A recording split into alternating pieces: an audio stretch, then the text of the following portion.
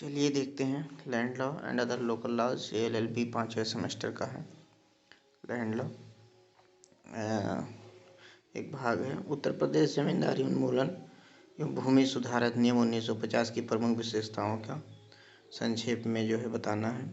उत्तर प्रदेश जमींदारी उन्मूलन एवं भूमि सुधार अधिनियम 1950 की विशेषताएं निम्नलिखित हैं। जमींदारी उन्मूलन तथा भूमि सुधार अधिनियम 1950 का निर्माण जमींदारी प्रथा को समाप्त करने के लिए किया गया था। अधिनियम का उद्देश्य राज्य में एक नवीन जोत व्यवस्था की स्थापना करना तथा मध्यवर्तियों को समाप्त कर कृषकों व राज्य सरकार में सीधे संबंध स्थापित करना था। अधिनियम की प्रमुख विशेषताएं: जमींदारी प्रथा की समाप्ति। जमींदारों के सभी अधिकार आगम एवं हित 1 जुलाई 1952 ईस्वी से राज्य सरकार में निहित हो गए थे। मुआवजों का भुगतान: जिन व्यक्तियों से उनकी जमींदारी ले ली गई थी उनकी सालाना शुद्ध आय के 8 गुने के बराबर मुआवजा दिए जाने का प्रावधान था। पुनर्वास अनुदान का भुगतान: अधिनियम के अंतर्गत पुनर्वास अनुदान उन जमींदारी को देने की व्यवस्था की गई थी जिनकी सालाना देय मालगुजारी 10,000 रुपये तक थी। सभी के खेती के अधिकार सुरक्षित रखे गए। जो व्यक्ति जिस भूमि पर खेती करता है उस भूमि का स्वामी बना दिया गया या उसे सुरक्षा प्रदान की गई। अधिनियम के अंतर्गत हर एक जमींदार अपनी खुद काश्त एवं न उठाई गई सीर भूमि का भूमिधर हो गया। प्रत्येक सिकमी काश्तकार अपने कब्जे की भूमि का आदिवासी हो गया। भूमि को पट्टे लगान पर उठाने पर प्रतिबंध: अधिनियम के अंतर्गत कोई भी व्यक्ति जब तक धारा 157 क्लॉज 1 के अंतर्गत अक्षम व्यक्ति न हो अपनी भूमि को लगान पर नहीं उठा सकता था। धारा 156 के अंतर्गत समान उत्तराधिकार: अधिनियम से पूर्व कुछ जोतदार अपनी वैयक्तिक विधि से शासित होते थे और कुछ काश्तकारी अधिनियम में वर्णित विधि द्वारा। वर्तमान अधिनियम ने जमींदारी के साथ धर्म पर आधारित उत्तराधिकार को समाप्त कर दिया। अधिनियम में यह व्यवस्था की गई कि यदि कोई जोतदार मरता है तो उसके भूमि का न्यागमन धारा 171 से 175 तक में वर्णित उसके उत्तराधिकारियों को जाएगा, न कि उसके वैयक्तिक अधिकारियों को। भूमिधर, सीरदार और आसानी तीनों उत्तराधिकार विधि से समान रूप से शासित होंगे। ग्रामीण शासन व्यवस्था की स्थापना: अधिनियम ने ग्रामीण स्तर पर स्थानीय शासन की नींव डालकर ग्राम की इकाई को भू प्रतिबंध को संबंध अधिकार दिया और ग्रामीण शासन व्यवस्था की नींव डाली। इस अधिनियम ने राज्य सरकार द्वारा जमींदारों से अर्जित भूमि को गांव सभा में निहित कर दिया और भूमि के प्रबंध के लिए गांव सभा में एक समिति की स्थापना की जिसे भूमि प्रबंधक समिति कहते हैं। दूसरा क्वेश्चन देखते हैं। स्थानों के उत्तर प्रदेश में निहित होने के परिणामों का संक्षेप में वर्णन कीजिए। स्थानों के उत्तर प्रदेश राज्य में निहित होने का निम्नलिखित पर प्रभाव बताएं। जोत में खड़े वृक्ष और कुएं। स्थान यानी जमींदारी संपत्ति के उत्तर प्रदेश में निहित होने के परिणाम। अधिनियम की धारा: स्थान का मतलब वो है कि जिसे जो संपत्ति जमींदारों के मतलब खेती के अलावा और जो संपत्ति जमींदारों के अधीन थी उसको भी पब्लिक में बांट दिया गया। अधिनियम की धारा 4 के अनुसार जमींदारी का उन्मूलन उस दिन से होगा जिस दिन राज्य सरकार गजट में अधिसूचना जारी कर प्रकाशित करे। सरकार ने 1 जुलाई सन 1952 को उत्तर प्रदेश गजट में अधिसूचना प्रकाशित की और उसी दिन से जमींदारी के सब स्थान राज्य सरकार में निहित हो गया। स्थानों के उत्तर प्रदेश में निहित होने के निम्नलिखित परिणाम होंगे। मध्यवर्तियों की समाप्ति: मध्यवर्तियों के स्थानों में सभी अधिकार आगम और स्वतः समाप्त हो जाएंगे, चाहे वह भूमि हो या भूमि जंगल हो या आबादी स्थल, मीनाशय या घाट आदि। धारा स्थानों में जमींदारों के अधिकार समाप्त होकर सब भारों से मुक्त होकर राज्य सरकार में निहित होंगे। सब भारों से मुक्त का अर्थ है कि राज्य सरकार जमींदारी संपत्ति का अर्जन तो करेगी किंतु यदि उस पर भार है तो वह उसकी अदायगी नहीं करेगी। जमींदारी संपत्ति का भोग बंधक: अधिनियम की धारा 6 तथा 2 में भोग के बंधक के संबंध में नियम बनाए गए हैं। धारा 6G ये घोषित करती है कि निहित होने के दिनांक पर भोग बंधक रखी गई संपत्ति भू संपत्ति राज्य सरकार के धारा 4 के अनुरूप अधिकार के अपवाद स्वरूप प्रतिभूमि की राशि तक के लिए साधारण बंधक में डल जाएगी। ऐसे बंधकी को यह हक होगा कि जमींदारी को दिए जाने वाले मुआवजे में से उसकी रकम को अदा किया जाए। बंधक रकम पर निहित होने के दिनांक से 2.5% ब्याज पाने का अधिकारी है। 8 अगस्त 1946 ईस्वी के बाद की गई संविदा: धारा 8 अगस्त 1946 ईस्वी को राज्य की विधानसभा ने उत्तर प्रदेश में जमींदारी उन्मूलन के सिद्धांतों को स्वीकार कर एक प्रस्ताव पारित किया कि जमींदारी समाप्त कर दी जाए। जमींदारों ने जमींदारी समाप्ति के फलस्वरूप होने वाले परिणामों से बचने के लिए उपाय करने लगे। और अनेक प्राइवेट संविदाएं की। इसी कारण अधिनियम के अंतर्गत धारा 8 की रचना हुई। धारा 8 के अनुसार ऐसे स्थानों में स्थित जंगलों, मीनाशयों अथवा भूमि के संबंध में 8 अगस्त 1946 ईस्वी के बाद मध्यवर्ती एवं अन्य व्यक्तियों के बीच हुई ऐसी प्रत्येक संविदा जो जंगल से उपज या मीनाशयों से मछली लेने या भूमि पर जानवर चराने या उसकी उपज प्राप्त करने के लिए हो, निहित होने के दिनांक से शून्य हो जाएगी। लगान संबंधी अधिकार 1 जुलाई 1952 के बाद काश्तकार जमींदार को लगान न देकर राज्य सरकार को देंगे।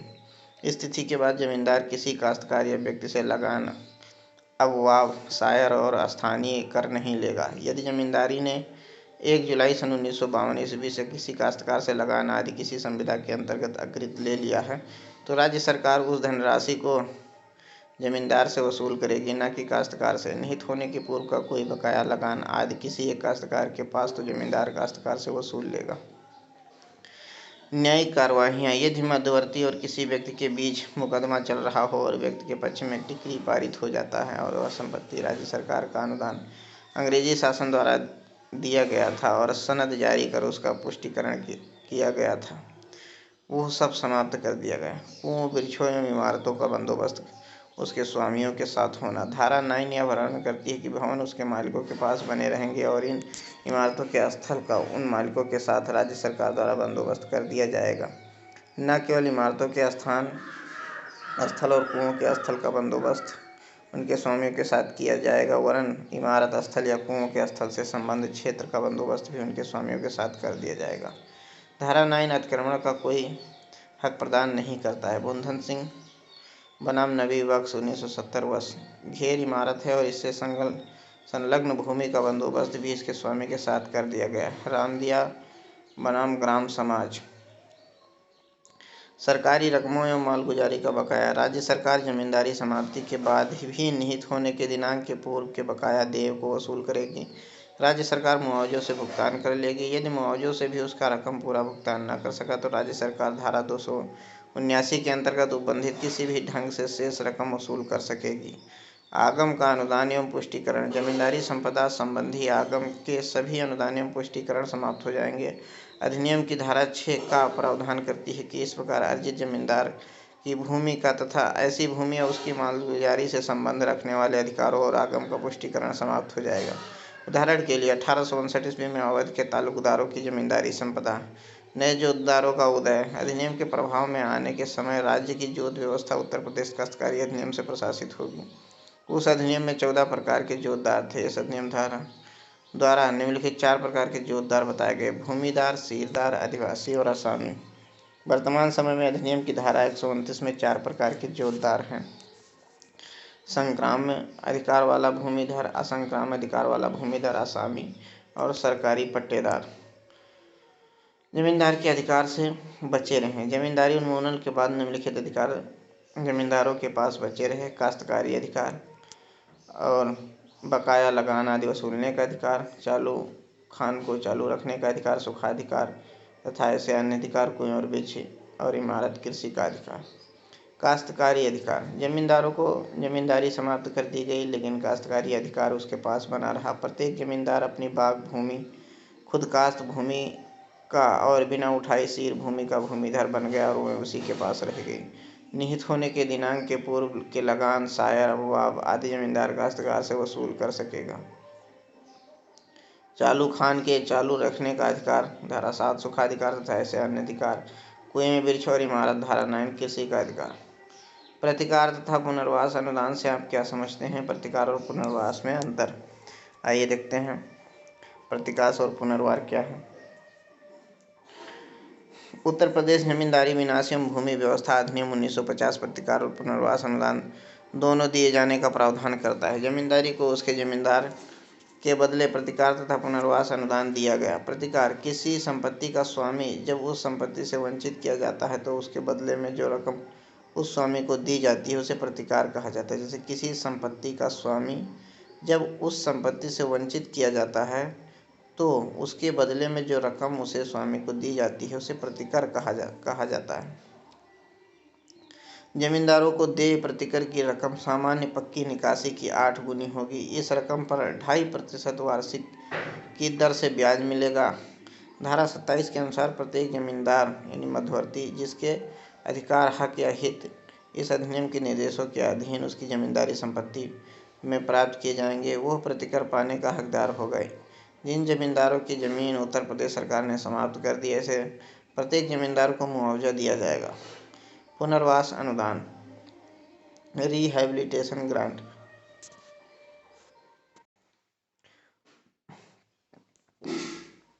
पुनर्वास अनुदान प्रतिकर भुगतान का एक भाग है। प्रतिकर का उद्देश्य संपत्ति के बदले में धनराशि दिया जाना। पुनर्वास का अर्थ होता है फिर से बसाना। जमींदारी उन्मूलन से जो जमींदार विस्थापित हो गए हैं उन्हें पुनर्वास अनुदान किया गया, जिससे वे अपने जीवन निर्वाह के लिए साधन जुटा सके। इस प्रकार पुनर्वास अनुदान का उद्देश्य यह है कि जिन जमींदारों को एक कार्य एवं पेशे से हटा दिया गया है उन्हें पुनः स्थापित किया जाए। थोड़ा सा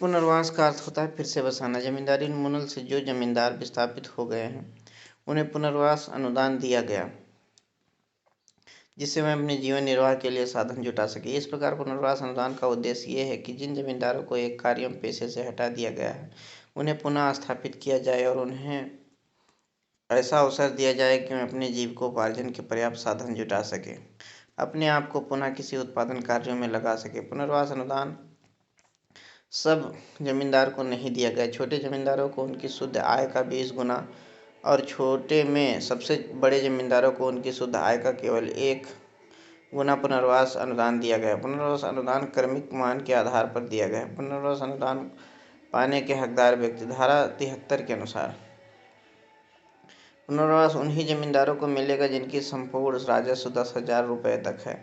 मध्यवर्तियों के ठेकेदार को यह अनुदान नहीं मिलेगा। यदि जमींदार धर्मार्थ या खैराती, वक्फ, न्याय या धर्मदाय है तो उन्हें प्रत्येक दशा में पुनर्वास मिलेगा, चाहे वह 10,000 रुपये तक के मालगुजार हों या 10,000 रुपये से अधिक के। धारा 98 के अनुसार धार्मिक या दानार्थ, वक्फ, न्यास और धर्मदायों को पुनर्वास अनुदान वार्षिकी के रूप में मिलेगा। यह वार्षिकी वक्फ, न्यास और धर्मदाय की शुद्ध आय के बराबर होगी, किंतु इस देय रकम से प्रतिकार दिया जाने वाला ब्याज घटा दिया जाएगा। उपर्युक्त संस्थाओं को छोड़कर प्रत्येक जमींदारी को पुनर्वास अनुदान उसकी शुद्ध आय का 1 गुना से 20 गुना तक दिया जाएगा। प्रतिकार और पुनर्वास में अंतर। प्रतिकार और पुनर्वास अनुदान में निम्नलिखित अंतर है। ये उन सभी जमींदारों को दिया जाता है जिनके स्थान राज्य सरकार द्वारा अर्जित किए गए, जबकि पुनर्वास अनुदान पाने का वही व्यक्ति हकदार है जो 10,000 रुपये तक मालगुजारी देता है। प्रतिकार निहित होने के दिनांक से देय होगा, जबकि पुनर्वास अनुदान सभी जमींदारों को प्रतिकर निर्धारित तिथि से देय होगा। वह न्यास या भिन्यास को पुनर्वास अनुदान के अनुदान के रूप में वार्षिक तारीख से देय होगी। प्रतिकर के लिए प्रार्थना दिया जाना आवश्यक नहीं है, जबकि पुनर्वास के लिए प्रार्थना का दिया जाना आवश्यक है। प्रार्थना पत्र जो है। प्रतिकर का भुगतान 40 समान वार्षिक किस्तों में बांट दिया गया है और हर साल एक किस्त का भुगतान किया जाएगा, जबकि पुनर्वास अनुदान 25 समान वार्षिक किस्तों में देय होगा। प्रतिकर में अंतरिम प्रतिकर का प्रावधान है, जबकि पुनर्वास में ऐसा कोई प्रावधान नहीं है। भूमि प्रबंधक समिति पर एक संक्षिप्त टिप्पणी आइए देखते हैं। भूमि प्रबंधक समिति का गठन। प्रत्येक गांव सभा की गांव पंचायत ही भूमि प्रबंधक समिति होती है। गांव पंचायत का प्रधान भूमि प्रबंधक समिति का सभापति होगा। गांव सभा क्षेत्र का लेखपाल भूमि प्रबंधक समिति का मंत्री होगा। भूमि प्रबंधक समिति के कागजात रखने आदि की जिम्मेदारी क्षेत्र के लेखपाल के ऊपर होती है। गांव पंचायत तथा भूमि प्रबंधक समिति एक ही समिति के भिन्न भिन्न नाम हैं। जब ये समिति गांव सभा के उत्तर प्रदेश पंचायत राज अधिनियम 1947 द्वारा प्रतिपादित अधिकार तथा कर्तव्यों का निर्वाह करती है, उस समय यह ग्राम पंचायत के नाम से जानी जाती है, तथा जब यह समिति जमींदारी उन्मूलन तथा भूमि सुधार अधिनियम 1950 की धारा में प्रतिपादित अधिकार तथा कर्तव्यों का पालन करती है, उस समय यह समिति प्रबंधक समिति होती है। अतः समिति ग्राम पंचायत के स्तर का होता है। गांव पंचायत के रजिस्टर आदि कागजात रखने की जिम्मेदारी पंचायत राज विभाग के कर्मचारी गांव पंचायत अधिकारी पर होती है, किंतु भूमि प्रबंधक समिति के कागजात रखने आदि की जिम्मेदारी क्षेत्र के लेखपाल के ऊपर होती है। वर्तमान में भूमि प्रबंधक समिति की स्थापना पंचायत राज अधिनियम के अधीन कर दी गई है। उत्तर प्रदेश पंचायत अधिनियम की धारा 28 का 2 के अनुसार प्रत्येक गांव सभा की गांव पंचायत भूमि प्रबंधक समिति भी होगी और इस रूप में वह उत्तर प्रदेश जमींदारी उन्मूलन और भूमि व्यवस्था अधिनियम की धारा 117 अथवा उक्त अधिनियम के किसी अन्य प्रबंध के अधीन गांव सभा की या उसमें निहित अथवा उसके द्वारा धृत सभी संपत्ति के रखरखाव, संरक्षण तथा पर्यवेक्षण संबंधी कर्तव्यों का पालन करेगी। भूमि प्रबंधक समिति के कार्य उत्तर प्रदेश जमींदारी उन्मूलन तथा भूमि सुधार अधिनियम की धारा 117 के अंतर्गत गांव सभा में निहित सभी भूमियों, वनों, वृक्षों, बागों, मीनाशों, पोखरों, आबादी के स्थलों आदि का सामान्य पर्यवेक्षण, प्रबंध, सुरक्षा एवं नियंत्रण ग्राम पंचायत के लिए और ग्राम पंचायत की ओर से भूमि प्रबंधक समिति करेगी। उत्तर प्रदेश पंचायत तथा अधिनियम की धारा 28 खा तथा उत्तर प्रदेश जमींदारी विनाश एवं भूमि व्यवस्था अधिनियम की धारा 122 का। उपर्युक्त के अलावा भूमि प्रबंधक समिति में निम्न कार्य शामिल होंगे: भूमि का प्रबंध तथा निपटारा, कृषि का विकास और उन्नति, कुटीर उद्योगों का विकास, मीनाशों तथा तालाबों की देखभाल तथा विकास, पशुपालन, मत्स्य पालन, कुक्कुट पालन का विकास, सहकारी खेती का विकास, वन और वृक्षों की सुरक्षा, देखभाल और विकास, हाट बाजार और मेलों का प्रबंध, जोत चकबंदी में सहायता देना, आबादी स्थल एवं ग्राम पंचायत का संरक्षण तथा विकास, ऐसे प्रबंध, पर्यवेक्षण तथा नियंत्रण से संबंध कोई अन्य विषय जो विहित किया जाए। ग्राम पंचायत की ओर से किसी व्यक्ति पर मुकदमा दायर करना या किसी व्यक्ति द्वारा पंचायत पर मुकदमा दायर किए जाने पर ग्राम पंचायत की ओर से उसकी पैरवी करना आदि। भूमि प्रबंधक समिति के अधिकार शक्तियाँ। भूमि प्रबंधक समिति के अधिकार निम्नलिखित हैं: सार्वजनिक भूमि पर काबिज व्यक्ति को बेदखल करने की शक्ति धारा 212 का में निहित है। परगना अधिकारी सहायक कलेक्टर से पूर्व स्वीकृति लेकर धारा 198 में आने वाले व्यक्तियों की वरीयता क्रम में भूमि आवंटन का अधिकार धारा 195, 197। भूमि पर कब्जा करने का अधिकार धारा 194। गांव सभा में निहित संपत्ति की क्षति अथवा गबन या अतिक्रमण होने पर कार्यवाही करने का अधिकार धारा 122 खा। मालगुजारी वसूल करने की शक्ति। गृह निर्माण के लिए भूमि का आवंटन। समर्पण और जोत के परित्याग से आप क्या समझते हैं? अगला क्वेश्चन है, किन जोतदारों द्वारा समर्पण किया जा सकता है? समर्पण धारा 183 से 185 में समर्पण शब्द का अर्थ है जो कि जोड़ दिया गया है। अधिनियम के अंतर्गत समर्पण उस प्रक्रिया को कहा जाता है जिसके द्वारा कोई जोतदार अपने अधिकारों को उस व्यक्ति को समर्पित कर देता है जिसकी ओर से उसे भौमिक अधिकार मिला था। दूसरे शब्दों में, जब कोई जोतदार जोत में प्राप्त अधिकारों को छोड़ देता है तब वह जोत में निहित कर्तव्यों से मुक्त हो जाता है। जोत के समर्पण का अधिकार असंक्रमणीय अधिकार वाले भूमिधर और आसामी को प्राप्त है। असंक्रमण अधिकार वाले भूमिधर द्वारा खाते का समर्पण धारा 183। असंक्राम्य अधिकार वाला भूमिधर अपने खाते या उसके किसी भाग का समर्पण कर सकता है।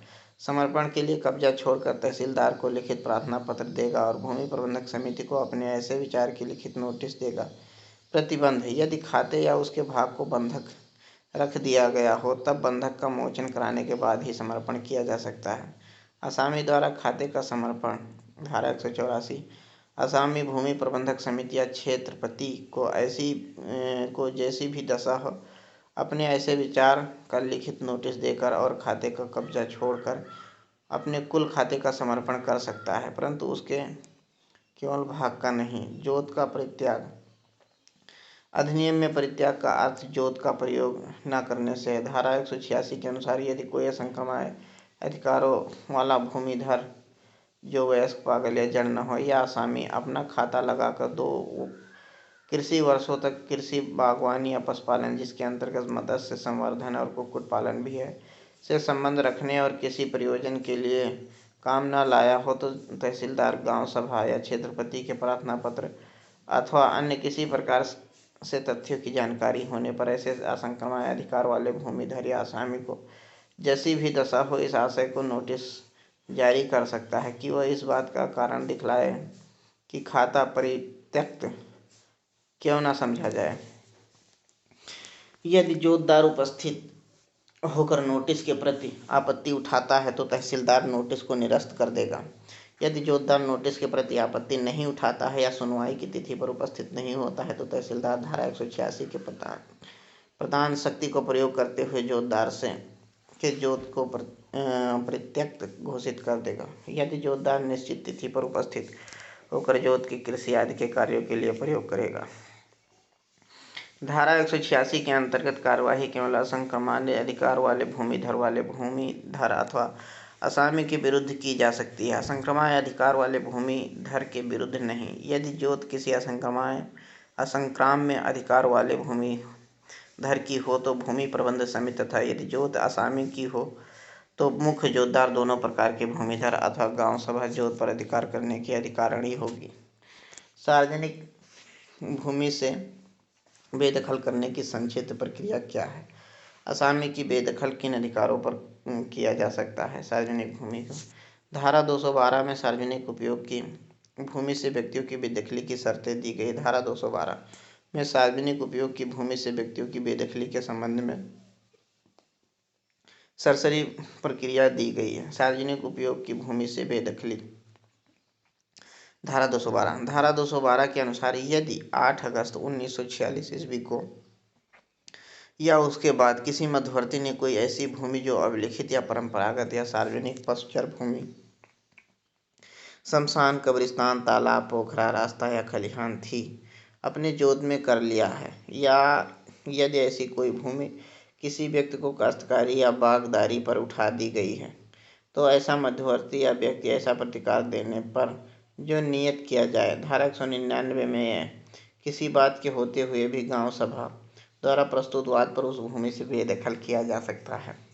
ग्राम पंचायत द्वारा सार्वजनिक उपयोग की भूमि में व्यक्तियों की बेदखली के संबंध में सरसरी प्रक्रिया। सार्वजनिक उपयोग की भूमि से व्यक्तियों की बेदखली के संबंध में निम्न प्रक्रिया दी गई है।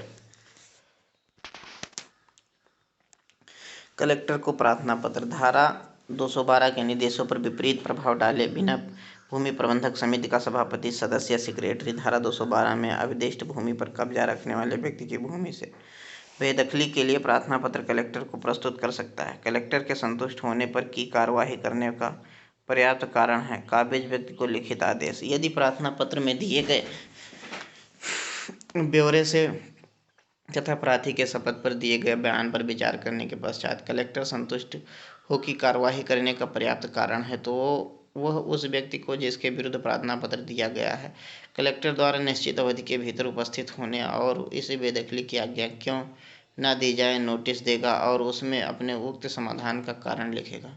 नोटिस के अनुसार उपस्थित न होने पर या उपस्थित होकर नोटिस का प्रतिवाद न करने पर यदि नोटिस के अनुसार वह व्यक्ति उपस्थित न हो अथवा उपस्थित हो किंतु नोटिस का प्रतिवाद न करे तो कलेक्टर भूमि से उसकी बेदखली की आज्ञा दे सकता है। उपधारा 4 बेदखली का आदेश। यदि सुनवाई के पश्चात कलेक्टर को समाधान हो कि धारा 212 में अवदिष्ट भूमि पर व्यक्ति खातेदार अथवा खातेदार बागदार के रूप में प्रविष्ट किया गया था अथवा मध्यवर्ती होते हुए वो 8 अगस्त 1946 को अथवा उसके पश्चात भूमि पर खेती करने लगा था अथवा भूमि पर उसे बाग लगाया था, तो उस व्यक्ति को ऐसा प्रतिकर दिए जाने पर जो नियत किया जाए भूमि से बेदखल किए जाने की आज्ञा देगा।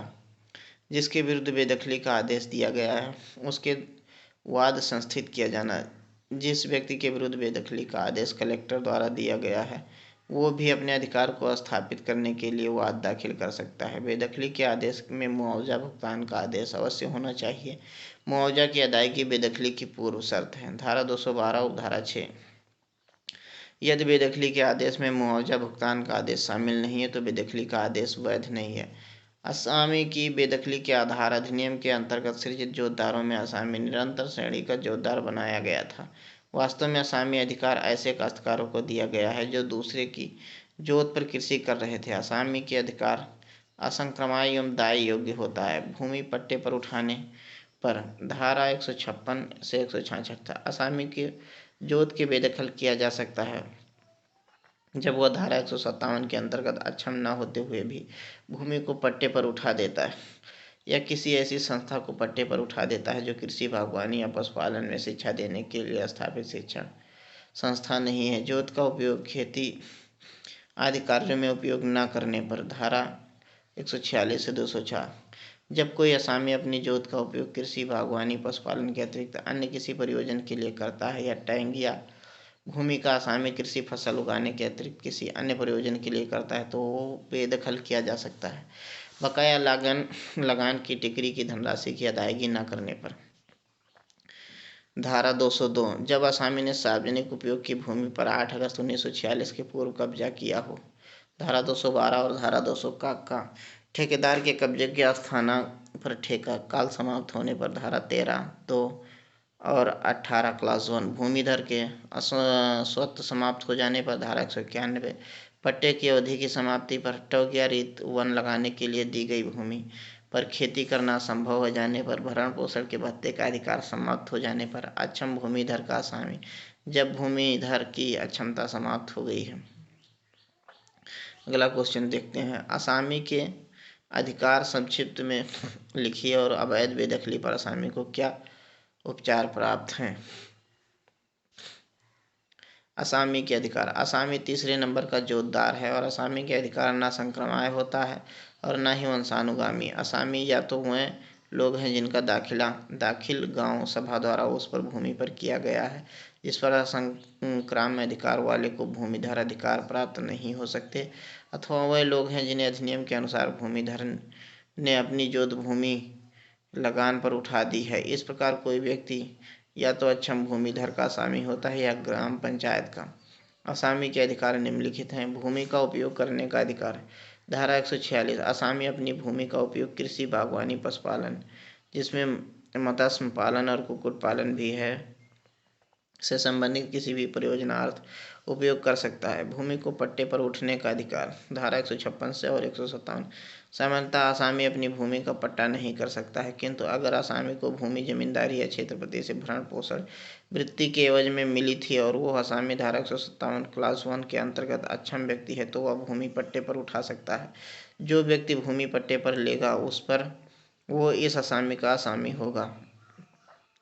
असामी भूमि को किसी भूमि भी अवधि के लिए किसी स्वीकृत शिक्षण संस्थान को कृषि, बागवानी, पशुपालन के प्रयोजनार्थ अपनी जोतगत भूमि पर पट्टा कर सकता है। समर्पण का अधिकार। धारा 184 और 185, असामी अपनी संपूर्ण जोतगत भूमि का समर्पण कर सकता है। यदि वह ग्राम पंचायत की भूमि का असामी है तो भूमि प्रबंधक समिति को, यदि भूमिधर का असामी है तो उस भूमिधर को नोटिस देकर भूमि का समर्पण कर सकता है। स्वत्व समाप्ति या बेदखली पर मौजूदा फसल आदि को हटा लेने का अधिकार। धारा 193, असामी के स्वत्व समाप्ति या बेदखली होने पर उसे अधिकार है कि वह अपनी जोत में विद्यमान खड़ी फसल, वृक्ष तथा निर्माणों को हटा ले। असंक्रमण अधिकार वाला भूमिधर हो जाना।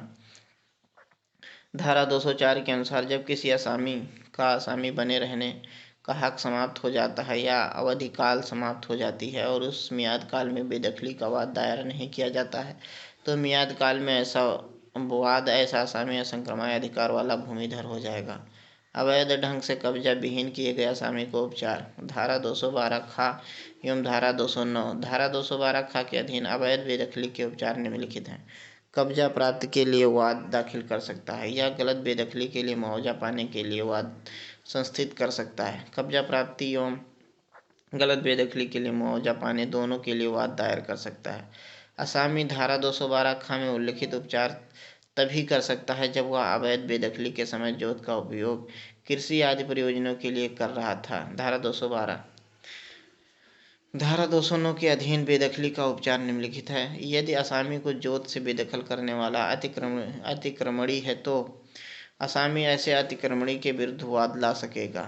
तब ऐसा अतिक्रमणी बेदखल हो सकेगा और 2 क्षतिपूर्ति का देनदार होगा। वाद में राज्य सरकार को पक्षकार बनाया जाना आवश्यक है। वाद अतिक्रमण की तिथि से 12 वर्ष के अंदर करार किया जाना भी आवश्यक है। मालगुजारी की वसूली क्या है। किसी जोत के समस्त भूमिधर राज्य सरकार को मालगुजारी अदा करने के लिए संयुक्त एवं पृथकता दायी होते हैं। विवेचना कीजिए। मालगुजारी की वसूली। Collection of land revenue. जमींदारी प्रथा के समाप्त होने के पूर्व जमींदार जोतदारों से लगान वसूल करते थे तथा सरकार के भू राजस्व का भुगतान करते थे। जमींदारी वसूलने के पश्चात मालगुजारी की वसूली का दायित्व राज्य सरकार पर है। धारा 275 के अनुसार मालगुजारी की वसूली के लिए राज्य सरकार ऐसा प्रबंध कर सकती है और ऐसे साधनों का प्रयोग कर सकती है जो उचित समझे। राज्य सरकार अपने कर्मचारियों से मालगुजारी की वसूली करा सकती है। या कुछ व्यक्तियों को वसूली के लिए ठेका दे सकती है या गांव पंचायत को यह काम कार्य सौंप सकती है। धारा 6 के अनुसार राज्य सरकार मालगुजारी वसूली का काम भूमि प्रबंधक समिति को भी सौंप सकती है।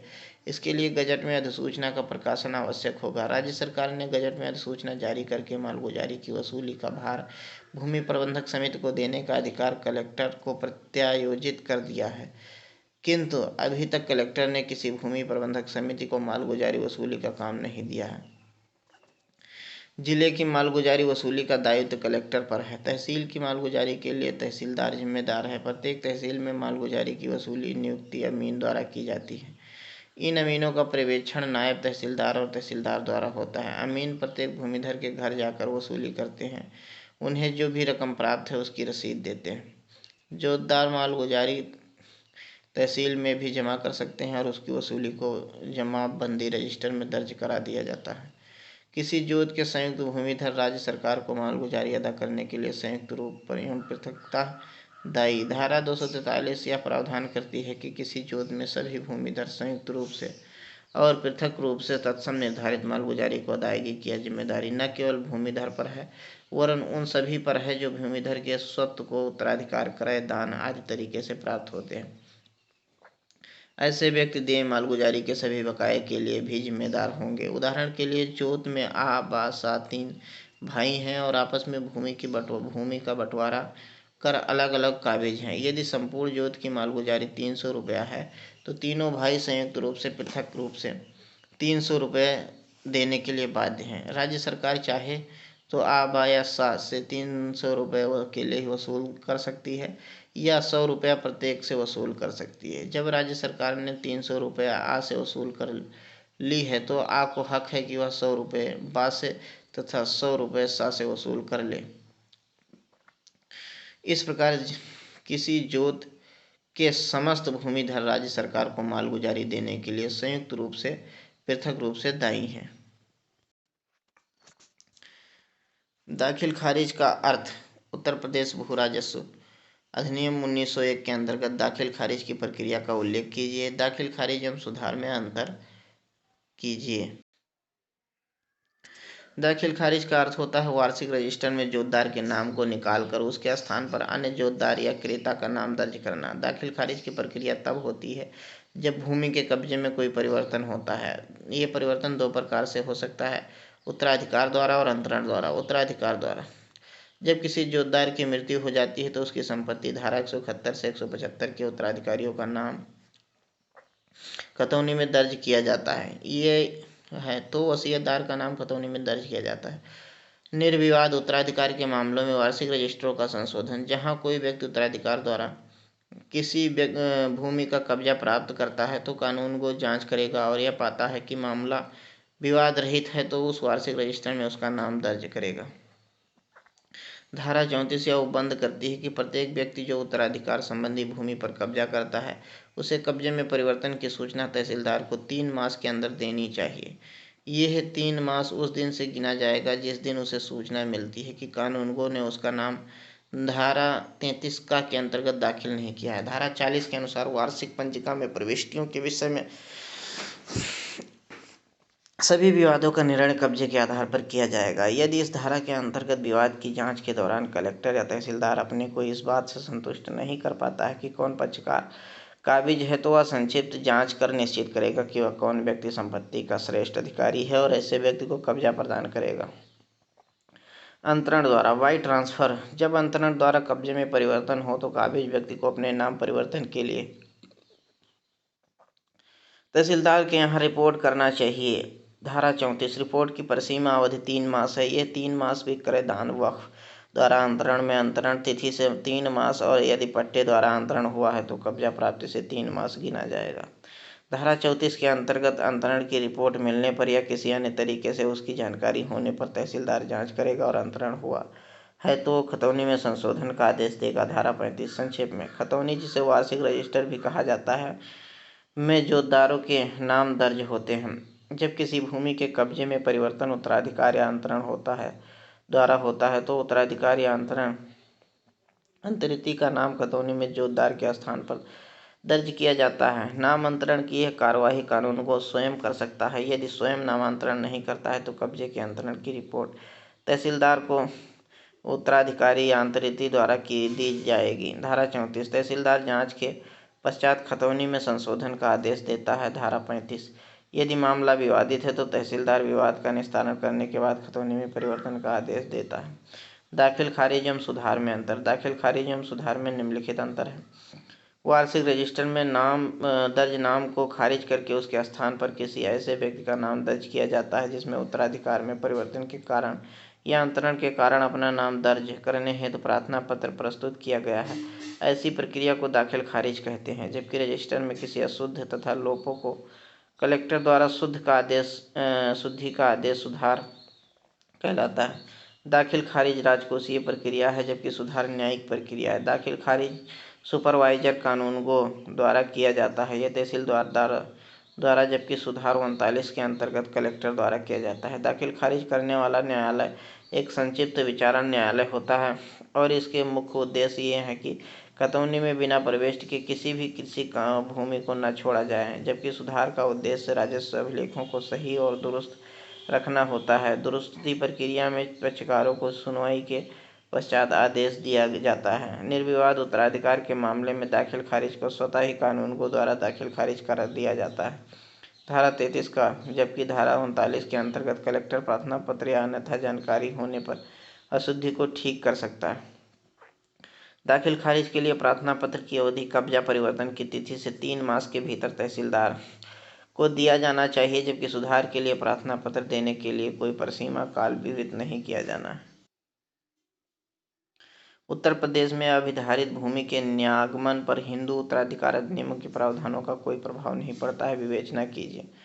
उत्तर प्रदेश में जमींदारी विनाश एवं भूमि व्यवस्था अधिनियम के पूर्व भूमि विधि में उत्तराधिकार का निर्धारण निम्नलिखित 2 विधियों द्वारा शासित होता था। वैयक्तिक विधि और संयुक्त प्रांत काश्तकारी अधिनियम 1939 में उल्लिखित उत्तराधिकार विधि द्वारा। वैयक्तिक विधि द्वारा भूमि विधि में वैयक्तिक विधि से शासित होने का अर्थ ये था कि जोतदार जिस धर्म से संबंधित होता था उसी धर्म का पर्सनल लॉ जोतदार के उत्तराधिकारी को निर्धारित करने के लिए लागू होता था। अर्थात यदि जोतदार हिंदू था तो उसके उत्तराधिकार का निर्धारण हिंदू वैयक्तिक विधि द्वारा, यदि मुस्लिम है तो मुस्लिम वैयक्तिक विधि द्वारा होता था। यदि ईसाई या पारसी रहे तो भारतीय उत्तराधिकार अधिनियम लागू होती थी। चूंकि अधिनियम लागू होने के 14 प्रकार के जोतदार थे, परंतु इसमें से निम्न 5 प्रकार के जोतदार वैयक्तिक विधि से शासित होते थे।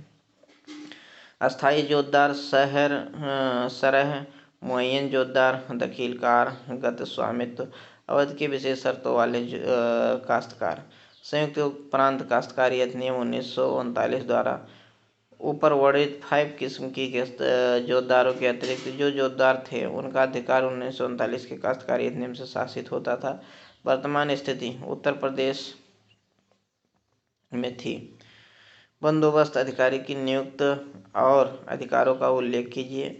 उनके बंदोबस्त के लिए क्या प्रक्रिया अपनाई जानी चाहिए। बंदोबस्त नियुक्ति आइए देखते हैं और बंदोबस्त की प्रक्रिया। बंदोबस्त अधिकारी की नियुक्ति और उसके अधिकार। धारा 255 राज्य सरकार किसी जिले या उस किसी विभाग के बंदोबस्त का भार ग्रहण करने के लिए एक बंदोबस्त अधिकारी तथा उसके उतने ही सहायक बंदोबस्त अधिकारी जितने की वह उचित समझे नियुक्त कर सकती है। बंदोबस्त अधिकारी इस अधिनियम के अंतर्गत इन अधिकारों का प्रयोग उस समय करते रहेंगे जब तक कि उक्त जिला या उसका कोई भाग बंदोबस्त कार्यवाही के अधीन रहेगा।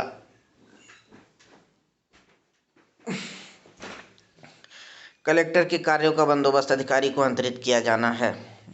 धारा 256 किसी जिला या उसके किसी हिस्से के बंदोबस्त कार्यवाही के अधीन हो जाने पर राज्य सरकार गजट में विज्ञप्ति प्रकाशित करके बंदोबस्त अधिकारी को नशा और खसरा और वार्षिक रजिस्टरों की तैयारी के कर्तव्य अंतरित कर सकती है। ऐसा होने पर बंदोबस्त अधिकारी को वे सब अधिकारी मिल जाएंगे जो उत्तर प्रदेश भू राजस्व अधिनियम 1901 के 3य अध्याय में कलेक्टर को दिए गए हैं। प्रक्रिया धारा 260 बंदोबस्त अधिकारी या सहायक बंदोबस्त अधिकारी उस जिले या उसके किसी भाग के बंदोबस्त कार्यवाही आ जाने पर उनके अधीन प्रत्येक गांव का निरीक्षण करेगा और उस रीति से तथा उन सिद्धांतों पर जो निर्धारण किए जाएं उस जिले या भाग को भू श्रेणी और निर्धारण मंडल में बांट देगा। मालगुजारी से मुक्त फ्री फ्रॉम लैंड रेवेन्यू, भूमि के संबंधी दावे के संबंध में धारा 262 में उसके निपटारे की व्यवस्था का उल्लेख किया गया है, जिसके अनुसार यदि किसी भूमि के विषय में जो भू राजस्व से मुक्ति न लिख गई हो, कोई दावा करे कि वह भू राजस्व से मुक्त है, तो उस व्यक्ति को उस भूमि का भू राजस्व से मुक्ति किए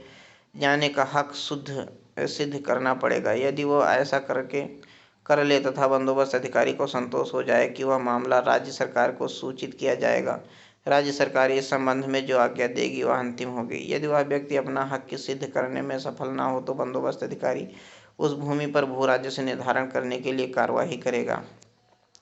धारा 262 किसी निर्धारण मंडल में किसी जोत के लिए देय भू राजस्व निर्धारण करते समय बंदोबस्त अधिकारी ऐसी जोत की उस अनुमानित औसत बचत का ध्यान रखेगा जो निर्धारित की जाने वाली रीति में निर्धारण या अनुमानित खेती के साधारण व्यय घटाकर बचे और भू राजस्व ऐसी उपज में 5वें भाग के बराबर हो।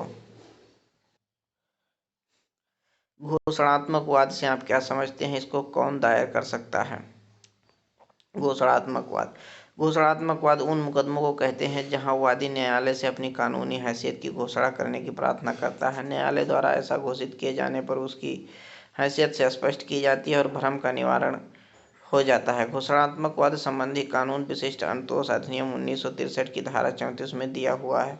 इसके अनुसार वही व्यक्ति घोषणात्मक वाद दायर कर सकता है जो किसी कानूनी हैसियत का हकदार हो या किसी संपत्ति संबंधी अधिकार का हकदार हो और हैसियत या अधिकार प्रतिवादी द्वारा स्वीकार किया जा रहा हो। अनिर्दिष्ट अनुतोष अधिनियम 1963 की धारा 34 में किसी प्रतिकूल बात के होते हुए भी ग्राम सभा किसी ऐसे व्यक्ति के विरुद्ध जो स्वयं को किसी भूमि में किसी अधिकार पाने का अधिकारी बताता हो, ऐसी भूमि में ऐसे व्यक्ति के अधिकारों की घोषणा के लिए वाद संस्थापित कर सकता है तथा न्यायालय अपने विवेक का प्रयोग करके ऐसे अधिकार की उद्घोषणा कर सकता है।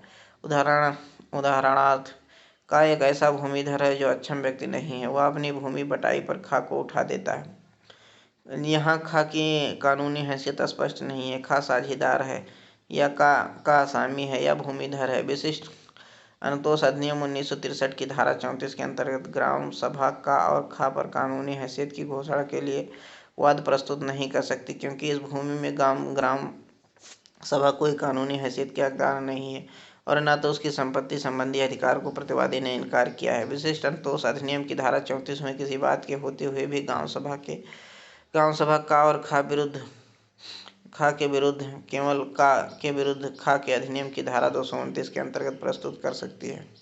असामी द्वारा घोषणात्मक वाद धारा 229 खा असामी अपने असल काश्तकार के खिलाफ भूमि में असामी के अधिकार घोषणा के लिए वाद प्रस्तुत कर सकता है।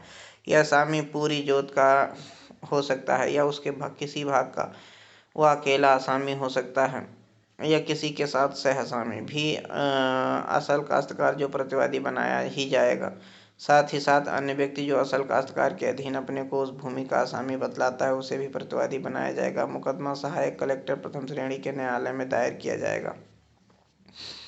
असामी जो भूमि पर काबिज है और जिनका हक असल काश्तकार या उसके सहारे बनाने वाले व्यक्ति द्वारा इनकार किया जाता है, हर हालत में वो अपने हक की घोषणा के लिए वाद दायर कर सकता है। भूमिधर द्वारा अपनी हैसियत से प्रख्यापनार्थ घोषणात्मक वाद धारा 229 का कोई भी व्यक्ति जो किसी भूमि को अकेला ही किसी के साथ संयुक्त रूप से भूमिधर होने का दावा करता है, वह अपनी हैसियत की घोषणा के लिए घोषणात्मक वाद सहायक कलेक्टर प्रथम श्रेणी में न्यायालय में दायर कर सकता है। जो लोग इस जोत में ऐसे भूमिधर हैं उन्हें प्रतिवादी बनाया जा सकता है, किंतु राज्य सरकार और गांव सभा के हर हालात में प्रतिवादी बनाया जाएगा। भूमिधर न केवल अपनी हैसियत की घोषणात्मक वाद दायर कर सकता है, बल्कि वह अपनी जोत में अपनी होने का दावा करने वाले व्यक्ति के अधिकारों की घोषणा के लिए वाद दायर कर सकता है। गांव सभा किसे कहते हैं? गांव सभा के कार्य, शक्तियां एवं क्षेत्राधिकार का वर्णन कीजिए। गांव सभा उत्तर प्रदेश पंचायत राज्य विधि संशोधन अधिनियम 1994 से पूर्व की स्थिति। जमींदार की समाप्ति से पूर्व गांव में 2 संस्थाएं थीं, गांव सभा और ग्राम पंचायत। इन दोनों संस्थाओं की स्थापना उत्तर प्रदेश पंचायत राज्य अधिनियम 1947 के अंतर्गत हुई थी। क्रमशः धारा 3 एवं 12 जिन गांवों की आबादी 50 यानी 250 या अधिक थी, ऐसे सभी गांवों में गांव सभा थी। गांव सभा की कार्यकारिणी समिति को गांव पंचायत कहते हैं, किंतु जिन गांवों की आबादी 250 से कम थी उन्हें 2 या 2 से अधिक गांवों को मिलाकर एक गांव सभा बनाई गई और अधिक आबादी वाले गांव के नाम से गांव सभा का नाम रखा गया। विधिक व्यक्तित्व: प्रत्येक गांव सभा को एक विधिक व्यक्ति माना जाएगा, अब नहीं है, पहले था। ये एक निगमित संस्था होगी और शाश्वत उत्तराधिकार तथा एक सामान्य मुहर रखेगी। कानून के प्रतिबंधों के अधीन रहते हुए चल तथा अचल दोनों प्रकार की संपत्तियों की खरीद, दान या अन्य प्रकार के अर्जन करने, धारण करने, संपत्ति का अंतरण करने अधिकार रखेगी और कोई संविदा कर सकेगी जिसके द्वारा और उसके विरुद्ध वादे चलाया जा सकेगा। गांव सभा की सदस्यता आदि: गांव सभा के में सभी लोग सदस्य माने जाएंगे जिनकी आयु 18 वर्ष की या उसके अधिक है और जिनका नाम गांव सभा की मतदाता सूची में दर्ज है। उन्हें गांव सभा के चुनाव में मतदान करने का अधिकार होगा। हर एक गांव सभा में एक प्रधान होगा जो सदस्यों द्वारा सदस्यों से चुना जाएगा। उसकी उम्र 21 वर्ष से कम नहीं होनी चाहिए। प्रधान का चुनाव हर 5 वर्ष के लिए होगा जब तक दूसरे प्रधान का चुनाव नहीं होगा तब तक प्रधान बना रहेगा। गांव सभा में कुछ भूमि आदि का निहित होना: उत्तर प्रदेश जमींदारी विनाश एवं भूमि व्यवस्था अधिनियम की धारा 117 राज्य सरकार को शक्ति प्रदान करती है कि वह सरकारी गजट में विज्ञप्ति द्वारा घोषित कर सकती है कि सारी या निम्नलिखित वस्तुओं में से कोई एक गांव सभा में निहित होगी: वन, वृक्ष, मीनाशय, हाट बाजार और मेला, तालाब, पोखरा, निजी नौघाट, जल प्रणालियां, रास्ते और आबादी के स्थल। धारा 119 के अनुसार हाट बाजार और मेला, निजी नौका हाट और जलमार्ग राज्य सरकार द्वारा जिला परिषद में निहित किए गए हैं। इनका नियंत्रण, प्रबंध, संरक्षण का भार जिला परिषद को सौंप दिया गया है।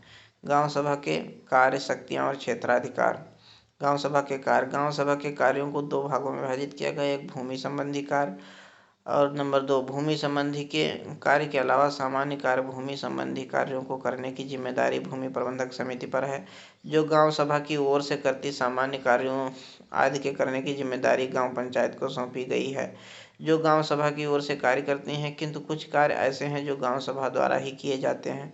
ऐसे कार्यों में से एक है गांव सभा की बैठक। कर लगाने की शक्ति गांव सभा को प्राप्त है। उत्तर प्रदेश स्वायत्त शासन विधि अधिनियम 1972 गांव सभा कृषकों पर उनके द्वारा देय मालगुजारी का 25% से 50% तक का कर लगा सकती है। धारा 37 क्लास 1 भूमि प्रबंधक समिति भूमि संबंधी कार्य गांव सभा की ओर से करती हैं जो निम्नलिखित है: गांव सभा की भूमि का बंदोबस्त और प्रबंध, गांव सभा की भूमि का अनुचित जाति, अनुसूचित जनजाति या भूमिहीनों को मकान को पट्टा करना। अन्य कार्य: गांव सभा के अन्य कार्य जो स्वयं एवं ग्राम पंचायतों द्वारा किया जाता है निम्नलिखित है। गांव सभा कृषकों पर उनके द्वारा देय मालगुजारी का 25% से 50% तक कर लगा सकती है। कुटीर उद्योगों का विकास, हाट बाजारों एवं मेला का प्रबंध, कृषि के विकास और उन्नति का कार्य, गांव सभा में वृक्षों का परीक्षण और विकास, गांव सभा में सफाई करना एवं रास्तों का निर्माण करना। अन्य कार्य जो सौंपे जाएं। गांव सभा का क्षेत्राधिकार: उत्तर प्रदेश जमींदारी विनाश एवं भूमि व्यवस्था अधिनियम की धारा 117 के अनुसार गांव सभा का क्षेत्राधिकार निम्न विषयों पर होगा: किसी बाग, खाते या बाग के अंतर्गत भूमि को छोड़कर अन्य सभी भूमि चाहे वह कृषि योग्य हो या न हो, वन, सभी वृक्ष, मीनाशय, हाट बाजार या मेला, तालाब, पोखर, निजी नौघाट, जल प्रणालियां, रास्ते तथा आबादी के स्थल।